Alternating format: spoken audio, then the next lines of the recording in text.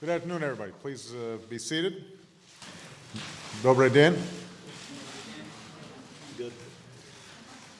After many meetings around the world, I am delighted to welcome my friend and partner, President Medvedev, to the White House. This is also an opportunity to return the wonderful hospitality that the President, Mrs. Medvedeva, and the Russian people showed me and my family during our visit to Moscow 1 year ago. Michelle and I enjoyed a wonderful evening at the President's home. Our daughters will never forget having tea in the Winter Garden of the Kremlin. And Mr. President, I hope you'll remember having a burger at Ray's Hell's Burger today. We just concluded some excellent discussions that would have been unlikely just 17 months ago. As we've both said before, when I came into office, the relationship between the United States and Russia had drifted, perhaps to its lowest point since the Cold War. There was too much mistrust and too little real work on issues of common concern. That did not serve the interests of either country or the world. Indeed, I firmly believe that America's most significant national security interests and priorities could be advanced most effectively through cooperation, not an adversarial relationship with Russia. That's why I committed to resetting the relationship between our two nations. And in President Medvedev, I've found a solid and reliable partner. We listen to one another and we speak candidly. So, Mr. President, I am very grateful for your leadership and your partnership. By any measure, we have made significant progress and achieved concrete results. Together, we negotiated and signed the historic New START Treaty, committing our nations to significant reductions in deployed nuclear weapons. Today, we reaffirmed our commitment to work to ratify this treaty as soon as possible so it can enter into force and set the stage for further cuts and cooperation. Together, we've strengthened the global nonproliferation regime so that as we meet our obligations under the Nuclear Nonproliferation Treaty, other nations meet theirs and are held accountable if they don't. Along with our international partners, we passed and are enforcing new UN sanctions against North Korea.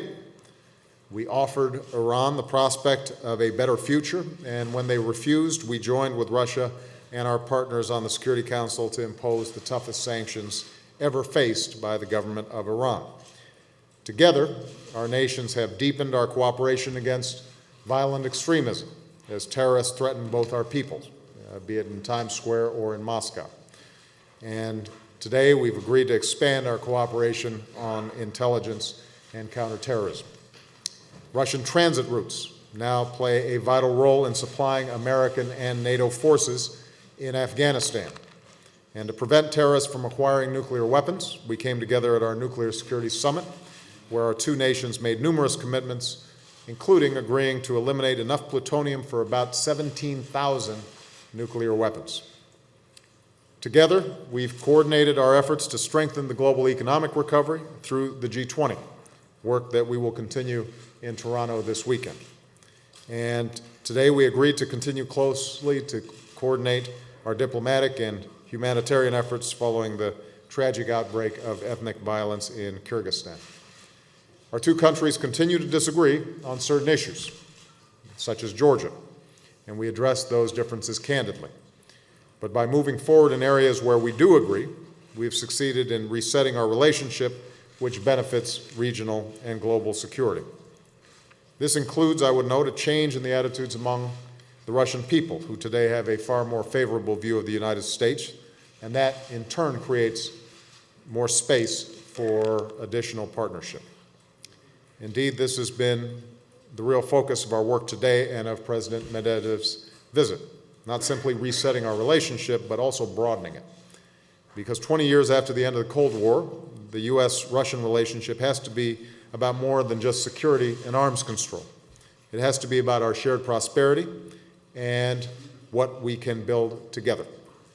That's why we created the U.S.-Russia Bilateral Presidential Commission during my visit to Moscow last year to forge new partnerships, not just between governments, but between our businesses, our peoples, and our societies. And today we agreed to forge new cooperation across a whole range of areas. In particular, we're expanding trade and commerce.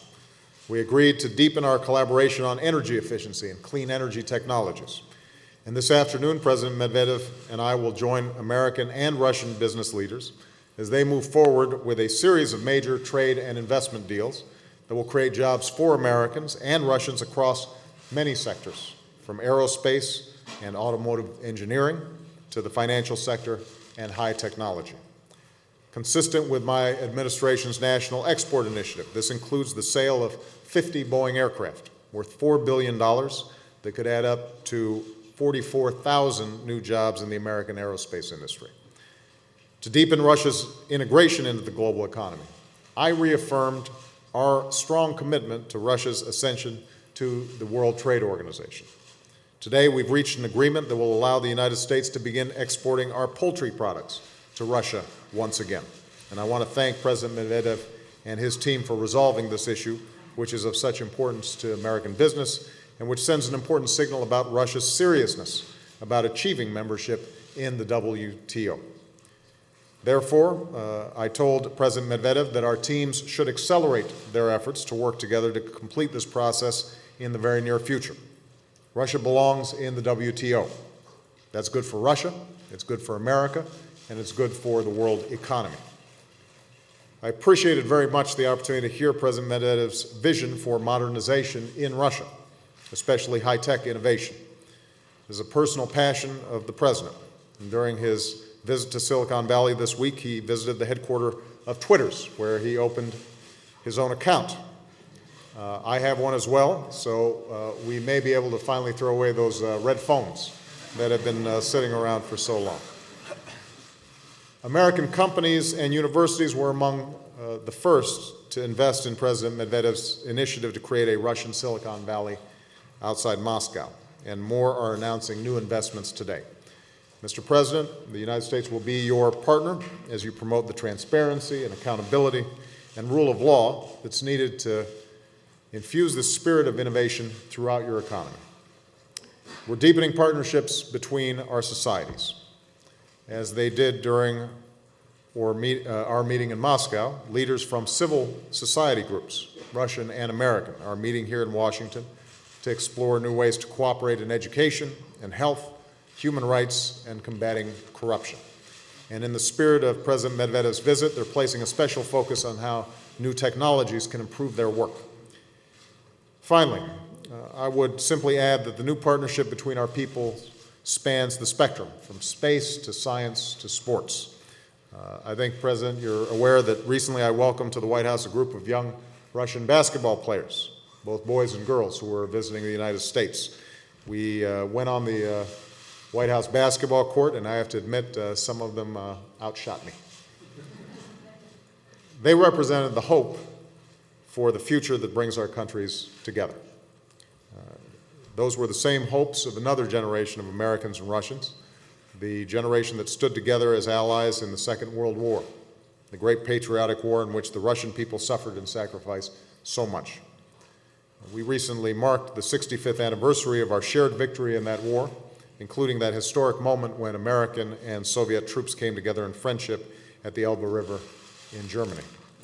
A reporter who was there at that time, all those years ago, said, "If there is a fine, splendid world in the future, it will largely be because the United States and Russia get on well together. If it is in trouble, it will be because they don't get on well." It's as simple as that. Mr. President, the decades that followed saw many troubles, too many troubles. But 65 years later, it's still as simple as that. Our countries are more secure and the world is safer when the United States and Russia get on well together. So I thank you for your partnership and your commitment to the future that we can build together for this and for future generations. With that, let me introduce President Medvedev. Thank you, Mr. President. Уважаемые коллеги, distinguished colleagues, of course, I must start with thanking my counterpart, President Barack Obama, for invitation to visit the United States of America with a visit, and for the exceptional hospitality and generosity we observed here. Even the weather is so warm that it leaves no doubt that everything is the result of hard work in terms of preparation of the visit. Our delegation appreciated the hospitality, and in Moscow we met in various places, and today I have managed to dine with President Barack Obama, an interesting place which is typically American. Probably it's not quite healthy, but it's very tasty, and you can feel the spirit of America. But this is not the main thing we were engaged in. Our delegation, the Russian delegation, had a very busy schedule, and which started in California, which is an unparalleled event, besides the fact that it's a very beautiful place on the coast of the United States. It's a token place, and I hope this is a symbolic launch of cooperation between our countries in the sphere of innovation and high tech. We spoke about it, we have spoken about it today with President and before, saying that we have done a lot to build confidence between our countries. We have made steps aimed at establishing a more firm construction of our relations, structure of our relations, and to a certain extent we made our world safer, I must say this, but this is not enough for our bilateral economic ties to change. And this visit is generally mostly aimed at achieving these goals. We're ready for that, and our American partners are ready for the same thing. President and I agreed to work in this sphere, and today the main part of our talks was devoted to economic issues, and first of all, to very complicated issues as Russia's membership in WTO. Mr. President has just said that we have reached progress and made headway, but we will later discuss it probably. I am sure that such cooperation as cooperation in high-tech sphere can be mutually beneficial, including in this framework of those new projects created in Russia. We are establishing our continuation, so to say, of the Silicon Valley, not far from Moscow, which is the Skolkovo Center, and we hope that our American partners will actively partake in this project, and we have some good groundwork for that. And my yesterday's talk in the Silicon Valley and the forum that was held in St. Petersburg, the Economic Forum, the decisions of major companies to come to Russia with such investment, all this inspires us and shows that we can agree not only on missiles or some important and complicated issues of international agenda. I count on the fact that in Russia we'll soon have relevant business in place. Yesterday we had an interesting event in my life. I visited the Stanford University, which is a well-known university with special climate, and I was enjoying walking and strolling around Stanford without necktie or any suit, but in jeans, which was a pleasure for those people who occupy high posts. I also spoke with students, professors and tutors, and the faculty. It was an open, frank and candid communication, and I felt their interest in strengthening our good relations and address creating new high-tech projects in the Russian Federation and the United States. As far as the talks of today are concerned, Mr. President has said in detail about everything. I have practically nothing to add. We went through all the issues and the items of the agenda. We're interested in removing the obstacles accumulated over the previous period in this area of bilateral trade and investment.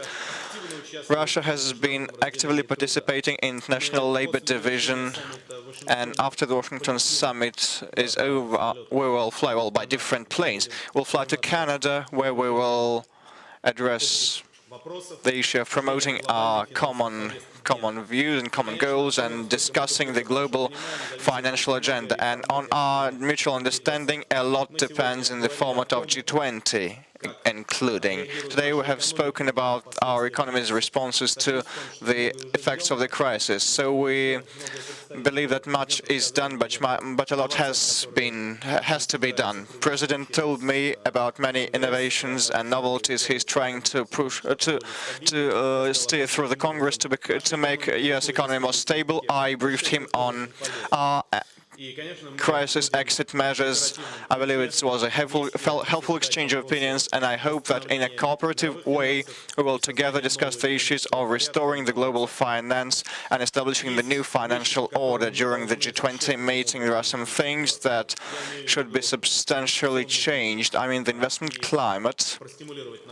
We should provide a stimulus to our businessmen to be more attentive and thoughtful towards each other, to invest funds in each other's economies, and this is why after the press conference we're going to meet our business communities of our countries, and we will talk our future steps so that the level of economic investment cooperation is in line with the potential of the US and the Russian economies. Over the last period of time, we created a number of useful tools. One of them is a presidential commission that has been mentioned by Mr. Obama. On the one hand, it's a common instrument, but on the other hand, it's a mechanism that provides for effective interaction, which is in line with the current spirit and level of our friendly and partnership relations and also many relations between Mr. Obama and me. So I hope all the colleagues that are present here and that are members of the Commission will actively work to implement the plans that we have. So we went through the national agenda, and today we devoted less time to it because in our previous meetings we devoted a lot to it, so still we have managed to do something. We spoke the Middle East crisis and the resolution on Iran, the Korean Peninsula developments, the Kyrgyzstan developments, and some other most complicated issues that are currently on our planet. We also spoke about European security. We believe that, which I a common view, that Europe should have this security system. We have some differences, and Mr. President mentioned it, in terms of, for example, the after effects of the conflict that was initiated by Georgia's leadership in 2008. But these differences not prevent us from discussing future and launching new mechanisms of contacts. We discussed the situation around the New START treaty. Our goal, the goal of the two presidents, is to ensure tranquil ratification of the treaty by our parliament. I hope it's going to be done in the near future. Well, for example, in the State Duma and the Federation Council, there are hearings in place, there are hearings on, and in Congress there are hearings, as far as I know, as well as in Senate. So these active discussions should reveal the truth and synchronize the process of ratification. We keep thinking of our next future steps, and this is a serious responsibility of the Russian Federation and the United States. Would not lift this responsibility or shock it. We will keep in touch, and I'm also always ready to discuss various issues with my colleague, my counterpart, and we succeed in these discussions. Last time President and I spoke over the phone was my record of a phone conversation. Probably Obama has some longer records. It lasted 1 hour 45 minutes, which is a lot, I may say frankly, and the ear starts getting stiff. But the result, I will not brief you on the nuances, on the topics we discussed. We were both interested and submerged into the topic. Not only our aides, our ministers should be that responsible, but we too. So I'm thankful to my counterpart for his active cooperation and for a warm welcome here in Washington. Thank you so much. Okay, we're going to take some questions. We will start with Carol Lee of Politico.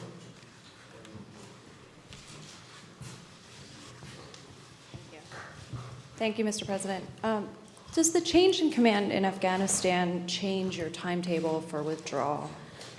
Is there likely to be any disruption, particularly given Secretary Gates seemed to contradict Vice President Biden's comments that you can bet on a large number of troops withdrawing in July of 2011?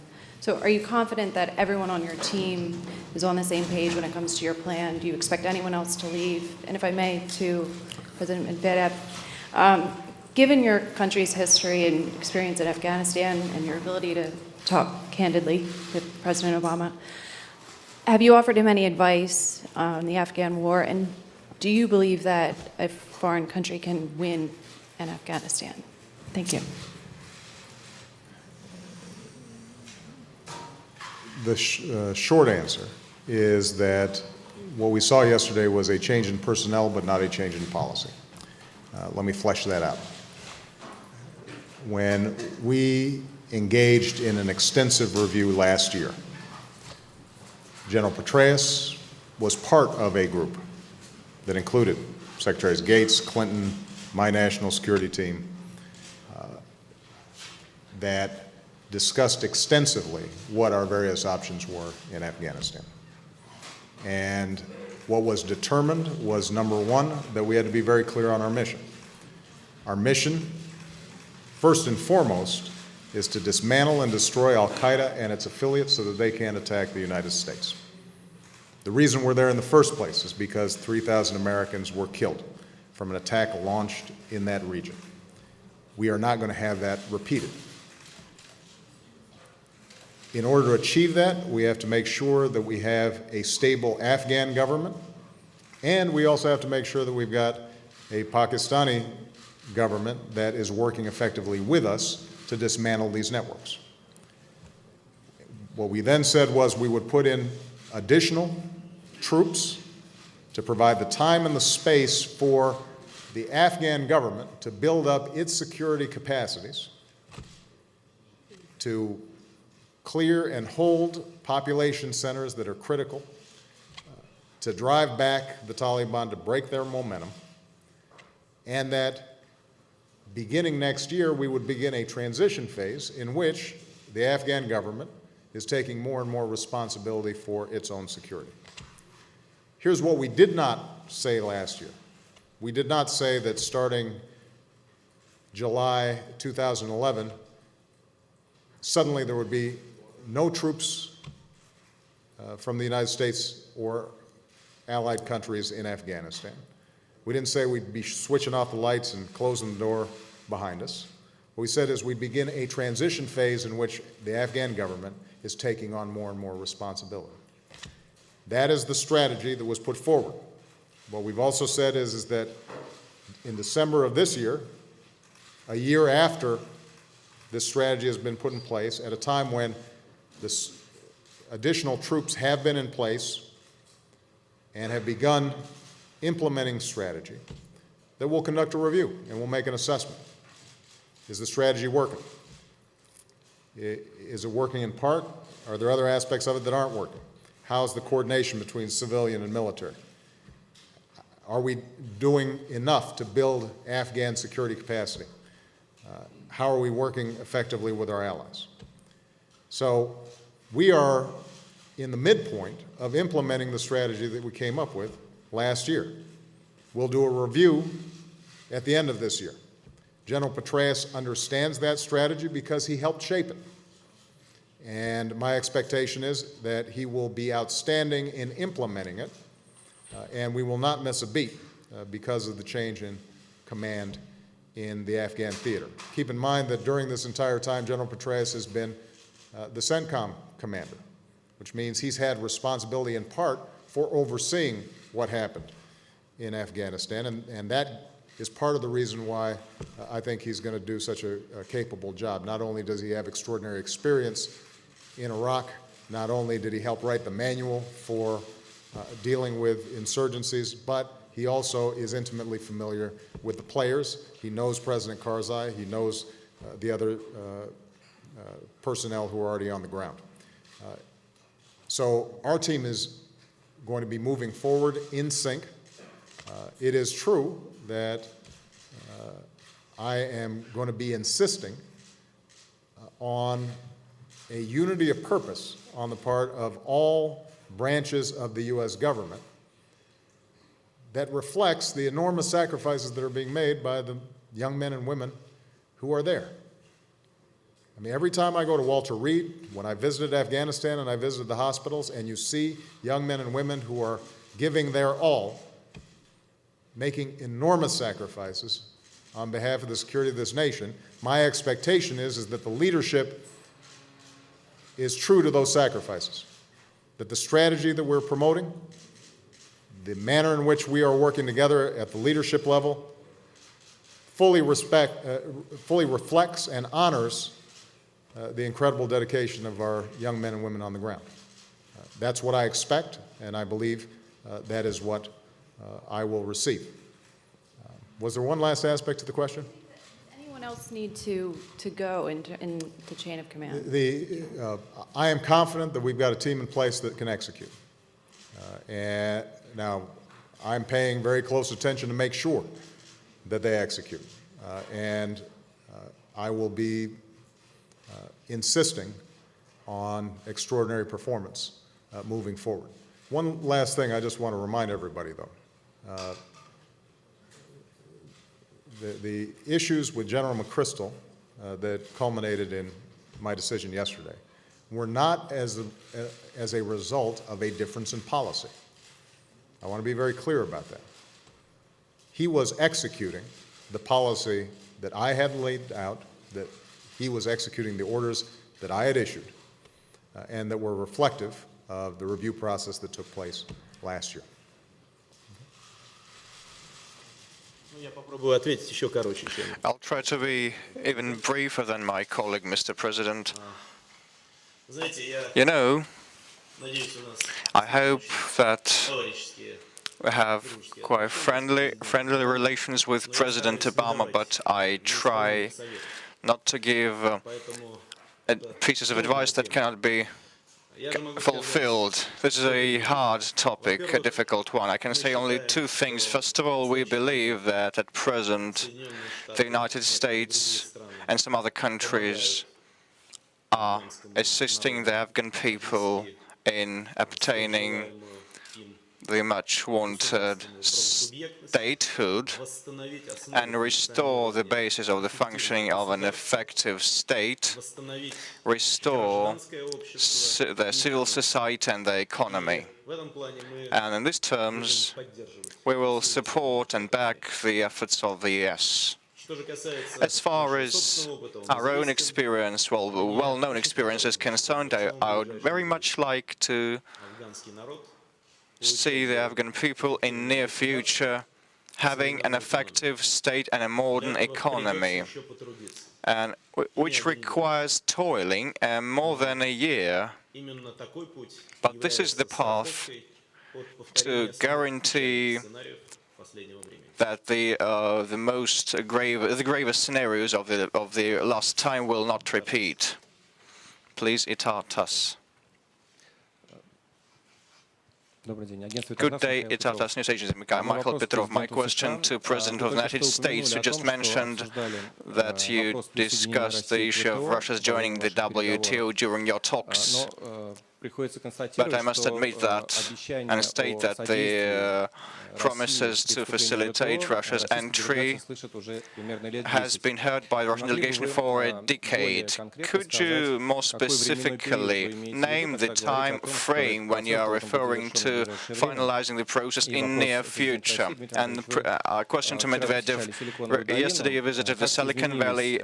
How did your perceptions on future cooperation between Russia and US in high-tech sphere changed, and what indicators should be reached so that you can call the cooperation a successful one? Thank you. On the WTO, first of all, I emphasized to President Medvedev, I emphasized to his entire delegation, and I now want to emphasize to the Russian people. We think it is not only in the interests of the Russian Federation, but in the interests of the United States and in the interests of the world that Russia joins the WTO. So this is something that we want to get resolved.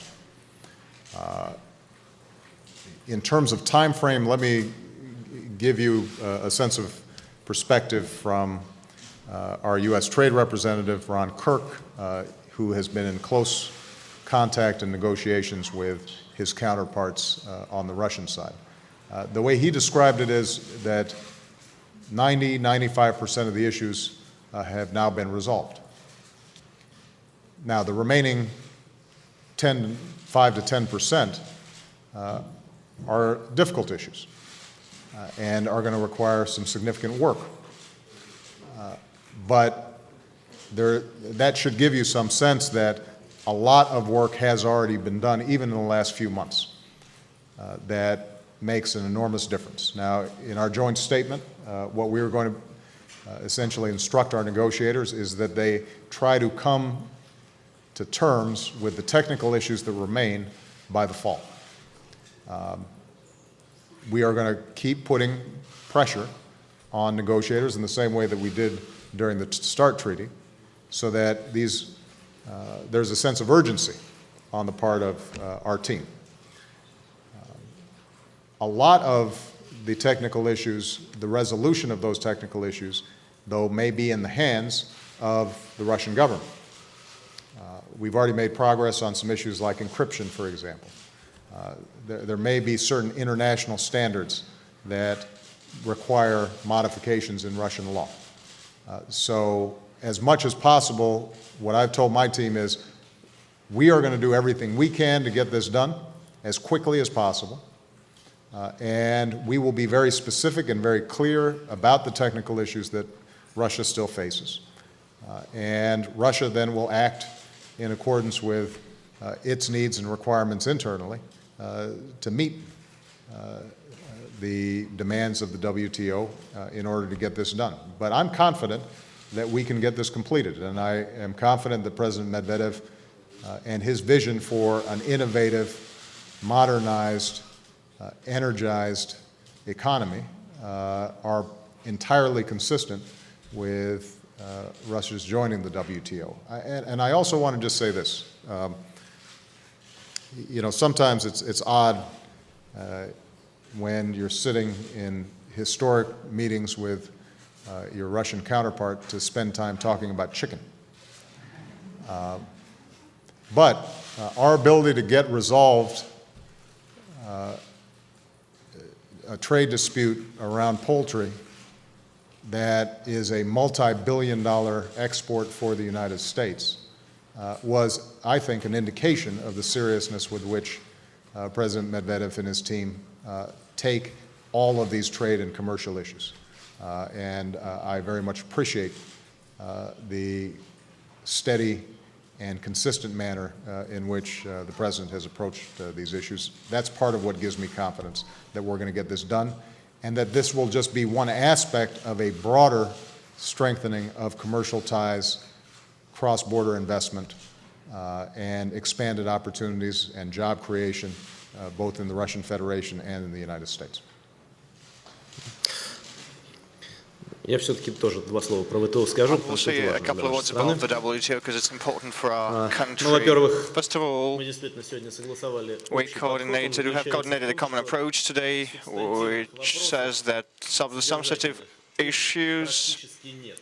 Мы almost off, almost no left. So we moved along all the lines, starting from encryption and intellectual property and ending with state bodies and other things like synchronous character of changing of the Russian legislation as in the process of joining the WTO. There are some remaining technical minor problems, and our teams have been instructed to work as fast as possible, and we hope, and we have stated this, that the work will be finalized by the end of September this year. I'm quite happy that we have set the time frame not to lose all the positive momentum about mind I have elaborated, and not to dilute the talks about WTO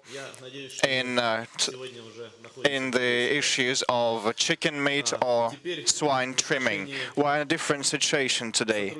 As far as cooperation in the Silicon Valley is concerned, well, yesterday I paid heed that everyone wishes to call the Silicon Valley the Kremlin Valley in Russia. Probably for English there is no difference, but in Russia there is. So in the Kremlin Valley it was very interesting, the visit I mean, and I looked at the activities of major companies that will, as I hope, become our close partners for modernization and technological advancement of our economy, like those like Cisco. And yesterday we inked a memorandum on investment in some projects to the tune of great sums, and also I watched the activities of small companies situated in the Silicon Valley, which set an example of being efficient and effective in risk or high-tech business. It is very good that our companies settle in the Silicon Valley. Yesterday I browsed through the search engine Yandex, which is our #1 search engine and one of the major systems for search of information in the world. So we should learn how to work, and we should not swagger saying that we are clever enough. We have something to learn in terms of organizing business. And this is prompted by my talk with the representatives of Russian business communities that moved to the United States or are here on a temporary basis. All of them are wishing to work with Russian investors. Many of them want to come back to Russia, but they do have precious experience as the Silicon Valley and what is done there. It's first and foremost people, their minds and their abilities and skills, and only after money and infrastructure. So we will carefully study the experience of the Silicon Valley, and without replicating, we will use the best practices and samples that exist in California in the framework of that major project that is called the Silicon Valley.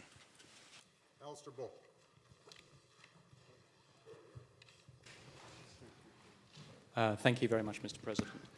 I'd like to ask about the G20, since you are both heading to the summit. On China, you've already welcomed its decision on the yuan. Are you satisfied with how far the currency has moved since that news? How will this influence your judgment on whether China is a currency manipulator? And when will you release your report to Congress on this matter? Okay. I think that China made progress by making its announcement that it's going to be returning to its phased-in, market-based approach to the RMB.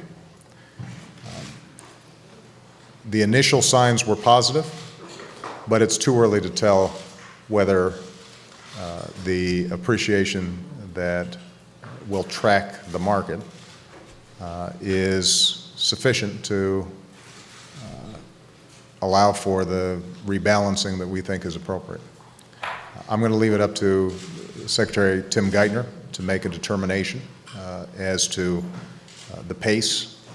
He's the expert when it comes to examining the currency markets. I will say that we did not expect a complete 20% appreciation overnight, for example, simply because that would be extremely disruptive to world currency markets and to the Chinese economy. And ultimately, not surprisingly, China's got to make these decisions based on its sovereignty and its economic platform. But we have said consistently that we believe that the RMB is undervalued, that provides China with an unfair trade advantage, and that we expect change. The fact that they have said they are beginning that process is positive. And so we will continue to monitor and verify how rapidly these changes are taking place, and I think that we will be able to track a trajectory. And if that trajectory indicates that over the course of a year, the RMB is appreciated a certain amount that is more in line with economic fundamentals, then hopefully, not only will that be good for the U.S. economy, that'll also be good for the Chinese economy and the world economy. More broadly, just to widen out the challenges that the world economy faces. We said in Pittsburgh in the G20 that it was important for us to rebalance, in part because the U.S. economy for a long period of time was the engine of world economic growth. We were sucking in imports from all across the world, financed by huge amounts of consumer debt.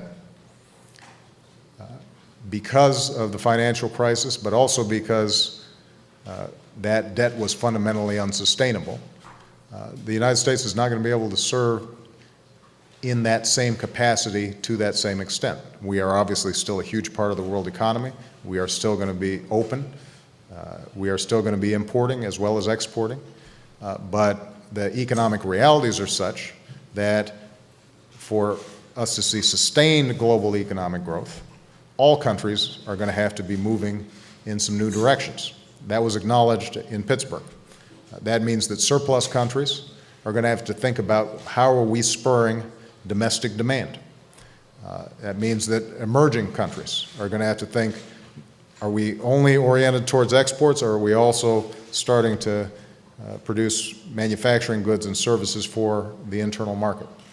It means that deficit countries have to start getting serious about their midterm and long-term debt and deficits, and that includes the United States of America, which is why I've got a fiscal commission that's going to be reporting to me by the end of the year. So the point is, not every country is going to respond exactly the same way, but all of us are going to have responsibilities to rebalance in ways that allow for long-term, sustained economic growth in which all countries are participating and hopefully the citizens of all these countries are benefiting. All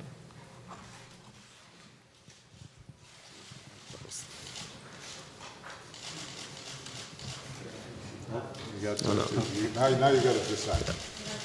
Газета «Комсомольская правда», Елена Комсомольская Теряхина, правда, у меня вопрос newspaper. обоим президентам. Question Вы both сказали, что presidents. обсуждали You на said переговорах that you ситуацию в discussed the Киргизии. situation in Совпадают ли ваши взгляды на эту проблему и какие совместные пути решения ее вы видите? Известно, что и США, и Россия имеют в Киргизии свои военные базы. В связи с этим рассматриваете ли вы возможность привлечения военного контингента, если ситуация в Киргизии будет продолжать ухудшаться? in Kyrgyzstan keeps deteriorating. Yes, we have discussed this issue as the situation in the Republic is difficult. At present, the state is not operating as it should. Well, the country de facto is split into parts, and civil unrests and clashes continue on the ethnic grounds. Very many people have perished, and the authorities have been incapable of preventing what has happened. So we are interested, both Russia and the states, in the state's ability in Kyrgyzstan to be able to resolve such issues, and look that all the civil rights are observed and the tasks of ensuring food supplies and basic material facilities are ensured. Russia is working with the temporary caretaker leadership of Kyrgyzstan. We believe that they should prove their legitimate character, nature, but we consider Kyrgyzstan to be a strategic partner. We will help them both in terms of money and humanitarian aid. We hope that during the election process a full-fledged government will be shaped, able to solve and address the issues that face this state. Otherwise, Kyrgyzstan will degrade and will break up into parts. All of us share a concern that under these circumstances radical elements may rise to power in that country, and in this case we will have to address the issues that are addressed by us in other regions. I'm referring to the goals we have in Afghanistan. We discussed this issue, and if we are talking about a possibility of some enforcing order, well, I believe that Kyrgyzstan should on its own cope with these problems. The Russian Federation does not plan any deployment of a military or of a peaceful contingent, and I got a letter from the acting president of Kyrgyzstan, Roza Atumbayeva, but there is a consultations mechanism in the CSTO format. Heads of Security Council met to discuss the issue of security and of deploying a peacekeepers contingent. So far there is no need, they have decided, but the things may start developing by different scenarios. So CSTO will respond, and me being the chairman of the organization, anytime can convene a meeting of relevant bodies, and we hope that the United States does have an The only understanding. thing I would add is, obviously, we're monitoring the situation very carefully. There already has been excellent coordination between the United States and the Russian Federation on delivery of humanitarian aid. One of the things that we discussed is creating a mechanism so that the international community can ensure that we have a peaceful resolution of the situation there, and that any actions that are taken to protect civilians are done so not under the flag of any particular country, but that the international community is stepping in. And so our teams will be in continuing discussions in the weeks ahead as we monitor the situation as it unfolds. All right? Thank you very much, everybody. Спасибо. До встречи.